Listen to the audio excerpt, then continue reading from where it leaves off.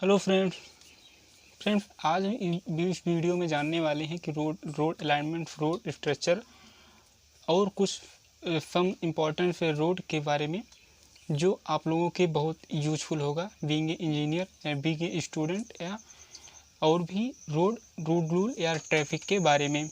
तो चलिए स्टार्ट करते हैं। तो मैं सचिन कुमार यादव, आप लोगों का अपनी यूट्यूब चैनल टेक टीचर पे बहुत बहुत स्वागत है। तो चलिए शुरू करते हैं। किसी रोड की जो अलाइनमेंट होती है, स्ट्रक्चर होती है, वो रोड से जो इसका जो फिगर होता है या उसकी जो डायमेंशन होती है, जो प्रोसीजर होती है वो उसी पर डिपेंड करता है। या उसकी जो थिकनेस बिट्स और लॉन्गिट्यूडनल प्लान सेक्शन सब रोड स्ट्रक्चर के अंतर्गत आ जाते हैं। तो बात करते हैं रोड फ्लेयर्स की। तो रोड फ्लेयर्स की थिकनेस के आधार पे जानेंगे तो ये 4 प्रकार के होते हैं: सब ग्रेड, सब बेस, बेस और बियरिंग।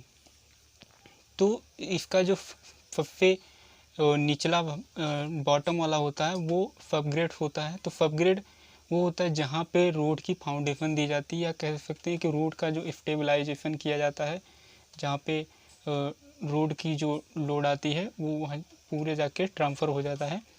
तो वो रोड की फाउंडेशन के रूप में यूज किया जाता है और उसका अच्छी तरीके से स्टेबलाइजेशन किया जाता है। और वहाँ पे आवश्यकता अनुसार वहाँ पे फिलिंग की जाती है, या फिर अगर ऊंचाई पे है, हाइट पे है तो उसे कटिंग की जाती है। इसके बाद बात करते हैं जब ऊपर वाले लेयर की, तो वो है सब बेस। तो दोस्तों सब बेस वो होता है जिससे जहाँ पे अगर कुटाई मिट्टी की आवश्यकता हुई तो वहाँ पे फिलिंग करेंगे, या फिर कटिंग की आवश्यकता हुई तो वहाँ पे कटिंग करेंगे, और वहाँ पे जो बोल्डर होते हैं या पत्थर होते हैं वहाँ पे डाले जाते हैं और उसकी रोलिंग की जाती है। इसके बाद बात करते हैं बेस की। तो जो बेस होता है वो रोड का एक मेन पार्ट होता है जो उस पर बेयरिंग पे आने वाले लोड को अपने ऊपर बेयर करता है, अपने ऊपर ट्रांसफ़र कर लेता है और रोड को एक इम्पैक्ट करने या कह सकते हैं कि जो रोड की लोड होती है या व्हीकल की जो लोड आती है वो अपने ऊपर बनाए रखता है और रोड लेयर को पंच नहीं करने देता है। 40 mm से 50 mm के तो स्टोन होते हैं वो यूज किए जाते हैं और इस पर पानी छिड़काव करके इसकी रोलिंग की जाती है। इसके बाद बात करते हैं वेयरिंग की। तो वेयरिंग इसका जो फिनिशिंग लेयर होती है, तो जो फोलिंग होती है या फिर जो बेस लेयर होती है उसमें पत्थर ईंट और भी बड़े बड़े जो स्टोन होते हैं उसे यूज किया जाता है उसके फोल को या फिर वेयरिंग को, बेस को बनाने के लिए। इसके बाद बात करते हैं वेयरिंग की। तो जो वेयरिंग होती है वो बेस की त्रुटियों को फिल करने का कार्य करता है और रोड को प्लेन करने का कार्य करता है। 40 mm की जो एग्रीगेट होती है उसे यूज किया जाता है और इसमें बाइंडिंग मटेरियल का भी यूज किया जाता है जो रोड के अलाइनमेंट को या फिर रोड के ऊपरी लेयर को बनाने का कार्य करता है और इस पर अच्छी फिनिशिंग दी जाती है। तो या फिर इसके ऊपर फिनिशिंग अच्छी तरह की जाती है ताकि इस पर जो टायर का के बाद इस पर जो एक फिनिशिंग की जाती है 12 mm की एग्रीगेट का यूज किया जाता है जो उस पर बेयरिंग के त्रुटियों को फिल करने का कार्य करता है और उसके सरफेस को चिकना या फिर स्मूथ बनाने का कार्य करता है।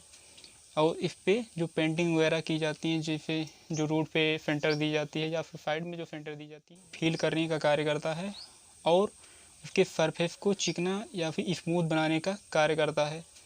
और इस पे जो पेंटिंग वगैरह की जाती है, जैसे जो रोड पे सेंटर दी जाती है या फिर साइड में जो सेंटर दी जाती है। इसके बाद बात करते हैं फॉर्मेशन बिट्स की। तो फॉर्मेशन बिट्स वो होता है जहाँ पे रोड की जो पेमेंट डाली जाती है या पे जहाँ पे कंक्रीट की पेमेंट डाली जाएगी। तो दोस्तों फॉर्मेशन बिट्स यहाँ पे 2 तरीके से हो सकते हैं। यहाँ पे रोड की फिलिंग की जाती है तो वहाँ पे बाढ़ लेवल से 60 सेंटीमीटर ऊंचा बनाया जाता है, या और उसके बाद जहाँ पे कटिंग में बनाई जाती है वहाँ पे रोड के किनारे पे ये दोनों तरफ ड्रेन प्रोवाइड किया जाता है ताकि जो रोड पे बरसात का जो वाटर हो उस पे भरने ना पाए। तो इसकी जो मिनिमम बिट्स होती है उसके बारे में बात करेंगे। तो जैसे फील्ड एरिया में जो नेशनल हाईवे का बिट्स होता है वो 12 मीटर का होता है मिनिमम, और स्टेट हाईवे का 12 मीटर होता है। MDR ODR के लिए 9 मीटर लिया जाता है। विलेज रोड की जो बिट्स होती है वो 7.5 मीटर लिया जाता है। ये तो ही फील्ड एरिया की। अब बात करेंगे हिल एरिया की। जो हिल एरिया में आते हैं या फिर जहाँ पे अधिक फ्लॉप आता है उसके लिए कितना लेते हैं। नेशनल हाईवे के लिए 8.8 मीटर, स्टेट हाईवे के लिए 6.25 मीटर, MDR ODR के लिए 4.25 मीटर। विलेज रोड की जो बिट्स होती है वो 4 मीटर की होती है। फोल्डर दिए जाते हैं, बर्म दिए जाते हैं, वो 2.5 मीटर के मिनिमम दी जाती है। दोस्तों इसके बाद बात करते हैं कि जो लेन होती है वो किस प्रकार रखी जाती है। तो लेन की जो लिमिट होती है वो किसी व्हीकल के विड्थ के, उसके लेंथ पे और उसकी हाइट के अकॉर्डिंग टू रखी जाती है। जैसे किसी व्हीकल की जो मैक्सिमम विड्थ होती है, चौड़ाई होती है 2.5 मीटर होती है, और किसी सिंगल लेन की जो लिमिट होती है वो 3.8 मीटर होती है। तो ये 3.8 मीटर जो रखी जाती है, ये फिर जैसे अगर सिंगल गाड़ी जा रही है रोड पे तो वहाँ पे अगर सामने से कोई गाड़ी आती है तो उसे पासिंग देने के लिए इसकी रोड की चौड़ाई अधिकतम कर दी जाती है। और नहीं तो इसकी जो चौड़ाई होती है 3.5 मीटर ही होती है, लेकिन सुविधा को देखते हुए, फैसिलिटी को देखते हुए रोड के यहाँ पे 3.8 मीटर सिंगल लेन के बढ़ा दी जाती है। जैसे अगर डबल लेन के लिए की जाती है तो वहाँ पे 3.5 मीटर ही ऐड की जाती है। किसी 3.5 मीटर 3.0 मीटर से 3.5 मीटर तक सिंगल लेन ऐड की जाती है। जैसे अगर डबल लेन की हुई तो वहाँ पे 7.5 मीटर डबल लेन की ली जाती है। व्हीकल की जो डायमेंशन होती है, मैक्सिमम डायमेंशन होती है, इसकी लेंथ होती है 12 मीटर, और इसकी जो बिट्स होती है 2.5 मीटर, और इसकी जो हाइट होती है 4.25 मीटर। लेकिन कि आपने देखा होगा जो डबल डेक के बस होते हैं वो डबल मतलब कह सकते हैं उसमें फर्स्ट फ्लोर भी होता है, तो फर्स्ट फ्लोर उसकी जो मैक्सिमम हाइट होती है 4.75 मीटर की होती है। बात करें सड़क पेवमेंट की या रोड पेवमेंट की, तो रोड पेवमेंट बेसिकली इंडिया में IRC के द्वारा दो ही पेमेंट यूज़ की जाती है, वो फ्लेक्सिबल पेमेंट और रिजिड पेमेंट। तो रिजिड पेमेंट जो होता है वो उसमें बाइंडिंग मटेरियल के लिए सीमेंट का यूज़ किया जाता है, वो कंक्रीट की बनाई जाती है। और जो फ्लेक्सिबल पेमेंट होता है उसमें बाइंडिंग मटेरियल के लिए एस्फाल्ट, बिटुमेन और कोल तार का यूज़ किया जाता है। तो फ्लेक्सिबल पेमेंट जो होता है वो एक दो पार्टिकल को ऐड करके या उस पर जो लोड आते हैं वो उसके पार्टिकल एक दूसरे पर ट्रांसफ़र करते हैं। लेकिन जो इसके रिजिड पेमेंट का जो लोड बियर करने की जो प्रक्रिया होती है वो एक स्लैब के तरीके होती है, जो किसी व्हीकल के लोड को पूरे में एक साथ ट्रांसफ़र करने का कार्य करता है। फ्लेक्सिबल पेमेंट को कई लेयर में बनाया जाता है। जैसे स्टार्ट में हमने बताया था कि ये बेसिकली 4 टाइप के लेयर होते हैं, जो सब ग्रेड, सब बेस और बेरिंग, इसके ऊपर भी फिनिशिंग दी जाती है। फ्लेक्सिबल पेमेंट या फिर इसकी रिजिड पेमेंट की जो लेयर होती है, बेस लेयर होती है, वो 30 सेंटीमीटर से अधिकतम नहीं रखी जाती। इसके बाद बात करते हैं दोस्तों जो रोड की जो थिकनेस निकाली जाती है वो CBR टेस्टिंग के द्वारा और IRC के द्वारा प्रोवाइड की जाती है। बात करें रोड फोल्डर की, तो रोड फोल्डर किसी जो रोड होती है उसकी एक मेन पार्ट होती है, जो किसी पेवमेंट की जो किनारे की जो अतिरिक्त जो चौड़ाई होती है वो रोड फोल्डर या रोड बर्म होती है। फिर या इसकी जो यूज होते हैं उसके बारे में बात करते हैं। तो दोस्तों जैसे अगर भविष्य में या फ्यूचर में रोड की चौड़ाई बढ़ानी है तो फोल्डर को ही ऐड कर लिया जाता है। ऐड करके रोड की चौड़ाई या पेवमेंट उसी पे बढ़ा के बना दिया जाता है। इसके बाद बात करें अगर सिंगल लेन का रोड है तो अगर सामने से गाड़ी कोई क्रॉस करती है अपने एक पहिए को फोल्डर पर उतार लेगा और दूसरी तरफ से आ रही गाड़ी अपना एक दूसरा पहिया फोल्डर पर उतार लेता है, जिससे गाड़ी क्रॉस कर जाती है। जैसे कोई गाड़ी ख़राब हो जाती है रास्ते में तो उसे तो वो रोड के पेवमेंट पे ना करके उससे फोल्डर पे ही फोल्डर पे ही उतार लिया जाता है ताकि रोड ट्रैफिक में जाम न लगे। IRP के द्वारा जो रोड फोल्डर की जो मिनिमम डिप्थ होती है 2.5 मीटर से वो कम नहीं होनी चाहिए। जो कर्व लगाए जाते हैं तो कर्व किसी जो रोड की जो पेमेंट होती है, इसकी जो किनारी होती है उसे कटने से बचाने के लिए रोड को कर्व प्रोवाइड की जाती है, या किसी स्टोन की या ब्रिज की ब्लॉक होती है वो किनारे किनारे पे मेसनरी कर दी जाती है। मेसनरी कर दिया, बाइंडिंग मटेरियल से उसे ऐड कर दिया जाता है। इससे क्या होती है कि रोड की जो किनारे के पेमेंट होते हैं, या फिर अगर वहाँ पे मिट्टी कट जाती है बरसात के दिनों में, तो उसकी पेमेंट भी इसके साथ कटने लगती है। या फिर अगर कह सकते हैं कि अगर रोड क्रॉसिंग करती है और उसका जो साइड का पहिया है, साइड का व्हील है, अगर वो किनारे पर चढ़ जाएगा तो वो फिर वो उसकी किनारे को तोड़ देगा। इसीलिए वहाँ पे कर्व लगाए जाते हैं। फोल्डर की जो किनारे के फ्लॉप होती हैं, जो वहाँ पे नीचे से मिट्टी की पटाई होती है या कटिंग की जाती है। फ्लोप का जो कटान होता है या फिर जो फीलिंग होती है, इसकी जो रेशियो होती है फील्ड एरिया के लिए जो होगा, वो फीलिंग के लिए होगा 1.5 रेशियो 1 हॉरिजॉन्टल रेशियो वर्टिकल। यहाँ पे पहाड़ी एरिया पे कटिंग की जाती है तो वो 1 रेशियो 1 पूरा कंप्लीट रखा जाता है। हिल एरिया में जो इसकी जो कटिंग की रखी जाती है, फीलिंग की रखी जाती है 0.25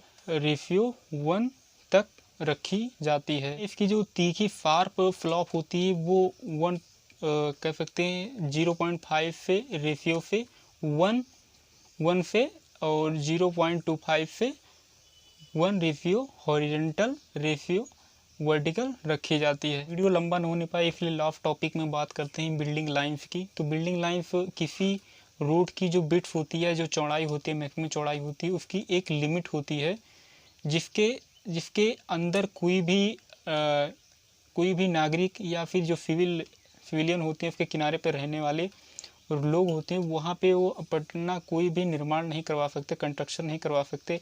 या फिर कोई टेम्पल बाद में उसके रोड की अलाइनमेंट होती है, उसके किनारे पे टेम्पल या कुआं बेल जो खुदाई होती है उससे नहीं करवा सकते, उसकी एक लिमिट होती है।